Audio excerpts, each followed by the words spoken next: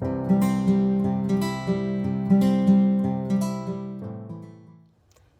everyone, Sherry Stallings here today to talk to you about homeowner associations. What do you as a home buyer need to be concerned about when you're looking into buying in an association? Okay, so condos, single family homes at times, and townhouses in planned communities, we know that they require fees, okay? These monthly fees need to be accounted for when you're looking at your monthly payment. Sometimes you can afford a house that's $300,000, but you might not be able to afford a condo that's $300,000 because you've got to pay $300 a month extra with fees, okay? These fees are collected to kind of help cover the cost to run the development. So you're helping with landscaping, snow removal, master insurance policies, any amenities that they might have, liability insurance, so on and so forth. So we know that there's going to be fees associated. Once you figure out if this is a property that you can afford, you then really need to dive a little bit deeper. You need to be looking into the rules and regs, the covenants, conditions, and restrictions. These documents can be lengthy, but this is really where you're going to find out if this is going to be a development that works for you and your lifestyle, okay? You might discover, sadly, that you can't take Fido with you. Maybe they have a breed restriction or a size restriction on animals, okay? Maybe you can't park your company vehicle in the driveway and that's the only car you drive. Perhaps the amenities, maybe they have an exercise room, a fitness room, or a pool that the hours that it's open just don't work for your schedule because you work the night shift.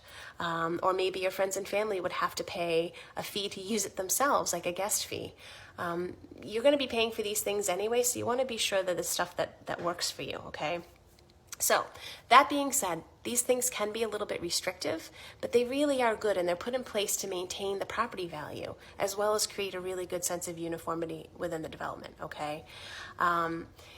Fees can vary depending on how large the association is and the age of the association, as well as how it's been managed and maintained in the past, okay? So some things you really want to look out for are A, who's managing, okay? Is this something off-site? Is there a management company that's easily accessible? Is it run by a local board of members on the home association that all live there?